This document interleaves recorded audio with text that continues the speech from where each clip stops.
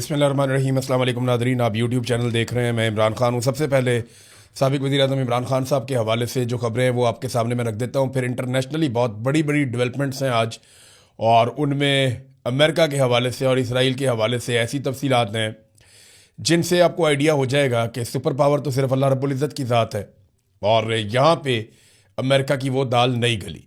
ये बात करते हैं इसके ऊपर। देखें, हमें ये हकीकत माननी पड़ेगी, अमेरिका बहुत ताकतवर मुल्क है, बहुत बड़ा मुल्क है, उसकी वसाइल बहुत ज़्यादा हैं, उसके हथियार बड़े शानदार हैं, उसकी फ़ौज बहुत तगड़ी है, दुनिया में उसका इत्तेहाद बड़ा ज़बरदस्त है, बहुत सारे ममालिक उसके साथ खड़े होते हैं। लेकिन कुछ फैक्ट्स इस वीलॉग में मैं आपके सामने रखूंगा जो अभी 24 घंटे के अंदर अंदर सामने आए। सबसे पहले तो आप आ जाए इमरान खान साहब के मामले में। उनका इस्लामाबाद हाई कोर्ट में केस लगा और उसमें एतजाज़ एहसन साहब आए। अब देखें ना, तोशा खाना का केस तो एक अपनी जगह पे है, लेकिन अलकादर ट्रस्ट एक ऐसा केस है जो पाकिस्तान की आईएसआई ने सबसे पहले बनाया था। ये मैं आपको पहले भी बता चुका हूं कि आईएसआई ने इमरान खान के खिलाफ जो सबसे पहला मुकदमा खड़ा किया था कि जनाब इमरान खान को अब फंसाना है, उसको वजारती उज़्मा से हटाना है, इमरान खान को और इमरान खान की फैमिली को फिक्स करना है, तो पहला मुकदमा जो आईएसआई ने बनाया था वो बनाया था अलकादर वाला। और उस वक्त जो जर्नलिस्ट जिनके साथ ये डॉक्यूमेंट शेयर हुए थे मुख्तलिफ सोर्सेज से, उन्होंने जो सवालात उठाए थे मेरे समेत, उनका जवाब आईएसआई के पास नहीं था। तो ये केस हमें पहले दिन से आइडिया था कि रद्दी की टोकरी में जाएगा, और वही इसकी हालत है बेचारे केस की। अब सूरत हाल ये है कि 10वीं मरतबा ये केस लगा है इस्लामाबाद हाई कोर्ट में, और 10वीं मरतबा नैब मैदान छोड़ के भाग गया। देखें, जज भी अपने हैं, केस भी अपना है, सबसे पुराना केस है, लेकिन फिर भी इस केस के सामने खड़े नहीं हो पा रहे। पाकिस्तान के मीडिया के अंदर बहुत सारे टाउटों ने गले फाड़ फाड़ के कहा कि जनाब ये करप्शन होगी, वो करप्शन होगी। मेरे ख्याल में नैब के प्रोसिक्यूटर्स को हटाकर इन टाउटों को लाकर अदालत में खड़ा किया जाए और कहा जाए कि साबित करो इमरान खान के खिलाफ ये केस ठीक है। ये नहीं वकील आगे आगे लग के भाग रहे हैं, महंगे तरीन वकील हैं, प्रोसिक्यूटर्स हैं, वो केस लड़ ही नहीं पा रहे। वो कह रहे हैं जी हमसे नहीं लड़ा जा रहा। वो हर मरतबा कोई नया बहाना कर देते हैं, उन्हें जुर्माने हो जाते हैं, फिर जुर्माना हो गया। अब इमरान खान के खिलाफ जो है 190 मिलियन पाउंड का केस और ट्रायल कोर्ट का फैसला इस कदर कमज़ोर है कि सज़ा सुनाने के 14 माह बाद भी नैब जो अपने मुंतखब जजेज हैं, अपनी मर्जी के जजेज हैं, उनके सामने भी अपने मुकदमे का दिफा नहीं कर पा रहा। एतजाज़ एहसन साहब नादरीन आए, इमरान खान साहब के पुराने दोस्त हैं, और बीमारी के बावजूद आए। उन्हें बीमारी है, उनका अपने जिस्म पे पूरा कंट्रोल नहीं रहता, उन्हें बोलने में भी दिक्कत रहती है। बहुत बुजुर्ग आदमी है, 80 साल के करीब उनकी उम्र है। तो एतजाज़ एहसन साहब आए। अब ऐसे शानदार आदमी, अदलिया के ऊपर इनका बड़ा एहसान भी है, इन्होंने अदलिया बहाली की तहरीक भी चलाई थी। तो एतजाज़ एहसन साहब आए इमरान खान साहब के लिए, और उन्होंने अदालत के अंदर कोशिश की, लेकिन जजेज उठकर चले गए। जजेज ने बाकायदा कोई तारीख दी नहीं। तारीख के लिए कोशिश कर रहे थे, तारीख मांग रहे थे, एतजाज़ एहसन भी उन्होंने दी नहीं। फिर एतजाज़ एहसन साहब चले गए और जाकर वहाँ बैठ गए सेक्रेटरी के ऑफिस में, और वहाँ उन्होंने दे दिया धरना। उन्होंने कहा जब तक चीफ जस्टिस से नहीं मिलवाएंगे मैं यहाँ से नहीं जाऊँगा। अब चीफ जस्टिस को भी पता है, एजेंसियों को भी पता है कि एतजाज़ एहसन ने कहा है कि मैं नहीं जाऊँगा, तो फिर ये नहीं जाएंगे। फिर एतजाज़ एहसन साहब ने बाहर आके अनाउंस किया कि इमरान खान के केसेस के लिए तारीख मिल गई है, जिसका ऐलान इस्लामाबाद हाई कोर्ट करेगी। इमरान खान मेरा दोस्त है, उसने मुझे बहुत कहा कि मेरी पार्टी में आ जाओ, लेकिन जब मुझे ये सब पता चला तो मुझे बहुत दुख हुआ। तब मैंने उनकी बहनों से खुद रब्ता किया, एतजाज़ एहसन ने कहा, और मैं खुद यहाँ पे आया हूँ। यानी जब वो बात कर रहे थे ना एतजाज़ एहसन साहब, तब भी उनको दवाई खानी पड़ी है, और डॉक्टरों ने उन्हें कहा था कि 6 दिन तक आपने रेस्ट करना है, लेकिन इसके बावजूद वो इमरान खान के लिए अदालत में आए। लेकिन जजेज इंसाफ देने के लिए तैयार नहीं है, पता नहीं कब की तारीख देंगे, क्या करेंगे। लेकिन एक बात तो पक्की है, जो आसिम मुनीर साहब और नवाज शरीफ चाहते हैं, जरदारी भी यही चाहते हैं, फजल रहमान की भी यही ख्वाहिश है, MQM भी यही चाहती है, ANP तो पहले दिन से यही चाहती है कि इमरान खान किसी तरह भी नीचे आ जाए। यानी जिस मुकाम पे वो खड़ा हुआ है कि मैं डील नहीं कर रहा, मैं डट गया हूँ यहाँ पे, मैं आसिम मुनीर के सामने हार नहीं मानूंगा, मुझे डरा हुआ देखना इनकी हसरत रह जाएगी, मैं मर जाऊंगा, मैं झुकूंगा नहीं, मैं अपनी कौम को झुकने नहीं दूंगा। तो ये जो बातें इमरान खान ने की हुई हैं, वो चाहते हैं इमरान खान इनसे नीचे उतरे। इमरान खान साहब नीचे उतरने के लिए तैयार नहीं है। अब यहाँ पे इमरान खान साहब के वकील सलमान सफदर ने जब दलाइल शुरू किए तो उन्होंने कहा कि मेरे क्लाइंट साबिक वज़ीर आज़म इमरान खान ने मुझे मेडिकल ग्राउंड पर दलाइल देने से रोक दिया है, तो मैं मेडिकल ग्राउंड को बुनियाद बनाकर दलाइल नहीं दूंगा। आप अंदाज़ा करें, इमरान खान की फैमिली कह रही है कि मेडिकल बुनियादों पे इमरान खान साहब को बाहर निकाला जाए, ये किया जाए, लेकिन इमरान खान मेडिकल बुनियाद पे बाहर आने के लिए तैयार नहीं है। वो अपना इलाज जेल के अंदर रहते हुए करवा रहे हैं। उनकी आंख के साथ जो भी खेल खेला गया, उनकी फैमिली को भी नहीं मिलवाया जाता, डॉक्टरों को भी नहीं मिलवाया जाता, तो ये तो नहीं हम कह सकते कि क्या किया गया, लेकिन कुछ तो ऐसा किया गया जिससे उनकी एक बिनाई मुतासिर हो गई, एक आंख ज़ाया हो गई। तो इस पे जो है वो इमरान खान साहब अभी तक, इस स्टेटमेंट से आपको अंदाज़ा हो जाना चाहिए कि वो शख्स कितना असाबी तौर पे मजबूत है और उसने जो कहा वो उसके ऊपर पहरा दे रहा है कि नहीं, मुझे कोई नवाज शरीफ नहीं बनना, जरदारी नहीं बनना। देखिए, जो नून लीगी वुज़रा है वो रोज़ाना की बुनियाद पे टीवी पर आकर कहते हैं कि एक लिख कर तो दे दें कि हम अस्पताल जाना चाहते हैं, और भाई लिख कर तो दे दें कि हम बनी गाला शिफ्ट होना चाहते हैं, एक कागज़ तो दे दें लिख कर। वो लिख कर नहीं देते, इन्हें एक कागज़ चाहिए ऐसे दिखाने के लिए कि ये देखें जनाब बीमारी का बहाना, ये देखें जनाब इमरान खान साहब जो हैं वो जाना चाहते हैं बनी गाला, ये देखें जनाब इमरान खान जाना चाहते हैं जनाब अस्पताल। क्योंकि इमरान खान एक फिट आदमी है, उसने बाद में एक्सरसाइजेज करनी है, और वो अभी भी डॉक्टर्स ने बताया कि वो बहुत फिट थे इमरान खान साहब जब आए अस्पताल में। सिर्फ उनकी आंख का एक इशू है बड़ा सीरियस, लेकिन फिजिकली तो वो बहुत फिट है। तो बाद में उनको दिखाकर ये कहेंगे देखो जी बीमारी का बहाना बनाया इमरान खान ने, तो इमरान खान उन्हें कोई ऐसा कागज़ देना नहीं चाहते और ना वो देते हुए दिखाई दे रहे हैं। अब आ जाए नाजरीन बैनुल-अक़वामी मामलात की तरफ। डोनाल्ड ट्रंप ने एक मरतबा फिर बयान दिया है कि वो ईरान के साथ बात करना चाहते हैं। बयान एग्जैक्टली क्या है मैं आपको बताता हूँ। वो ये कह रहे हैं ये मुमकिन है कि मैं ईरान से बात कर लूँ। डोनाल्ड ट्रंप, यानी एक दिन डोनाल्ड ट्रंप का स्टेटमेंट होता है कि मैं ईरान से बात करना चाहता हूँ, मेरी ईरान से बात करवाई जाए, मैं जंग बंद करना चाहता हूँ। अगले दिन स्टेटमेंट होता है नहीं, ईरान ने बहुत देर कर दी है। फिर एक दिन स्टेटमेंट होता है कि जनाब हमें जहाज़ डबोने का मज़ा आ रहा है, हम बहरी जहाज़ों को समंदर के अंदर डबो रहे हैं, बड़ा फ़न हो रहा है इसमें। अगले दिन होता है नहीं नहीं, हमें हर हाल में जो है वो मामला जो है वो हल की तरफ लेकर जाना, मैं बात करने के लिए तैयार हूँ। ये हो क्या रहा है? देखिए, इसराइल से भी ऐसी आवाज़ें आ रही। मसला ये है कि अमेरिका और इसराइल थकने लगे हैं। उन्होंने खुद को एक ऐसी लड़ाई में फंसा दिया है जिसका उन्हें बिल्कुल अंदाज़ा नहीं था। अमरीकी थिंक टैंक्स ये बता रहे हैं कि अमेरिकन अंदाजे और तखमीने गलत साबित हुए कि ईरान कितनी जल्दी ढेर हो जाएगा, बल्कि ईरान ने हैरान कुन हद तक रेजिलियंस शो कर दी है और अब सूरत हाल ईरान के कंट्रोल में है। इन्होंने लड़ाई शुरू तो कर दी, लेकिन अब ये कंबल को छोड़ते हैं और कंबल इन्हें नहीं छोड़ता। ये सूरत हाल पैदा हो चुकी है। और दूसरी जानिब जो इराकची हैं वज़ीर ख़ारजा ईरान के, उन्होंने कैटेगोरिकली कहा कि कोई इम्कान नहीं है कि अमेरिका के साथ हम बातचीत करें। उसकी वजह वो ये बताते हैं कि अमेरिका ने हमें धोखा दिया है, हमारे साथ अमेरिका की बातचीत जारी थी, हमसे वादा किया गया कि अमेरिका हमला नहीं करेगा, मगर इसके बावजूद हमला कर दिया गया, तो अमेरिका काबिल भरोसा रहा नहीं। देखिए, होनी तो बातचीत है और बातचीत के जरिए मसले का हल निकलेगा एंड में। तो वो बातचीत कौन करेगा? अब ईरान अमेरिका के साथ तो बातचीत करता नहीं, यानी अमेरिका ने अपनी वो वक़्त और हैसियत खो दी है जो उसकी थी। अब अमेरिका बात किससे करेगा? रशिया से, चाइना से, तुर्की से, पाकिस्तान से बात कर सकता है। पाकिस्तान अमरीकी नुमाइंदे के तौर पे ईरान से बातचीत कर सकता है।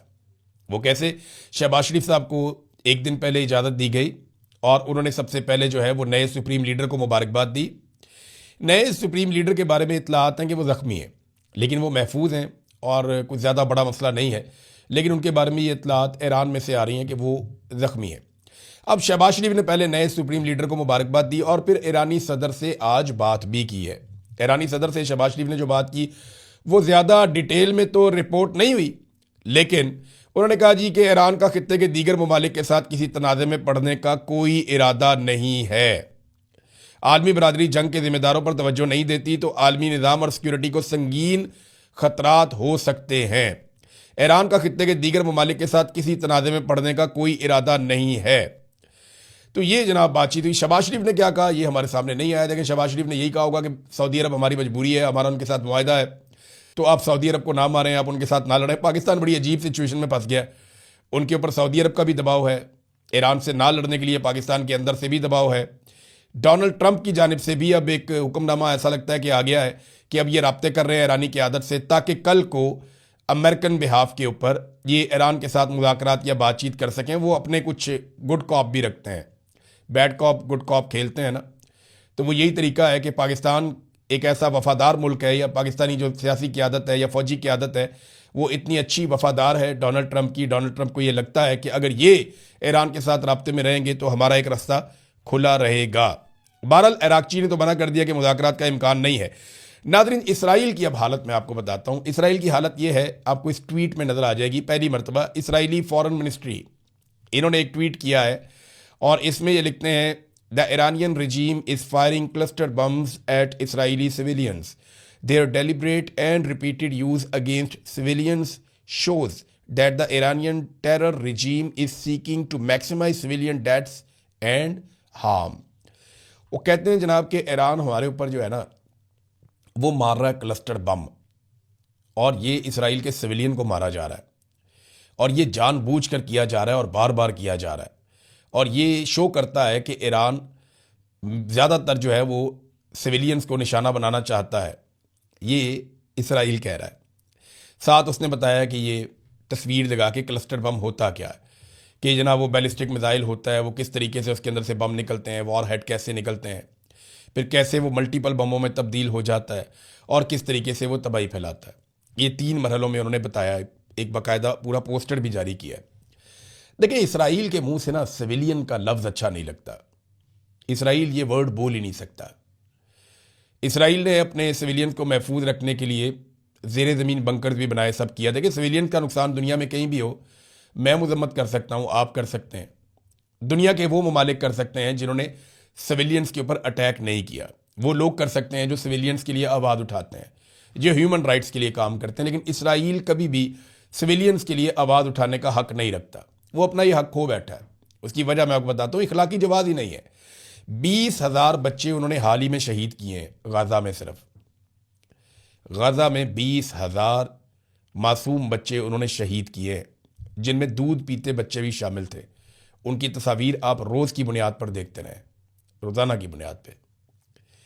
33,000 ख़वातीन उन्होंने शहीद की हैं गाज़ा में, यानी 53,000 सिर्फ ख़वातीन और बच्चे हैं जिन्हें इसराइल ने गाज़ा में शहीद किया है। इतनी बड़ी तादाद है। वो कैसे कह सकते हैं कि सिविलियन का नुकसान ईरान कर रहा है? उनका बनता नहीं है, वो ये बात कर नहीं सकते। और अब ये हमदर्दी लेने की कोशिश कर रहे हैं दुनिया से, क्योंकि हालात उन्हें आइडिया हो गया है कि उनके कंट्रोल में वैसे नहीं है जैसे उन्हें लगता था कि उनके कंट्रोल में रहेंगे। नाज़रीन, यूरोप तकसीम हो रहा है, ये भी अमेरिका पे एक दबाव की वजह है। यानी इटली ने भी मजम्मत की है, स्पेन भी खिलाफ खड़ा हो गया। स्पेन ने तो अपना जो सफ़ीर है उसको इसराइल से वापस बुला लिया मुस्तकिल तौर पे, कि जनाब वापस आ जाए, वहाँ पे सफ़ीर नहीं चाहिए इसराइल के अंदर। फ्रांस जो है वो भी थोड़ा मजबूत नज़र आ रहा है। स्कैंडिनेवियन कंट्रीज हैं चारों, नॉर्वे, डेनमार्क, फिनलैंड और स्वीडन, ये कंट्रीज़, और बेल्जियम और आयरलैंड, ये भी इसी तरफ खड़े हुए हैं। सिर्फ जर्मनी जो है वो एक ऐसा कंट्री है जिसका इबाम बाकी। यूरोप बहुत तकसीम हो गया इस मामले पे कि ईरान के ऊपर अमेरिका ने जो अटैक किया ये दुरुस्त है या गलत है।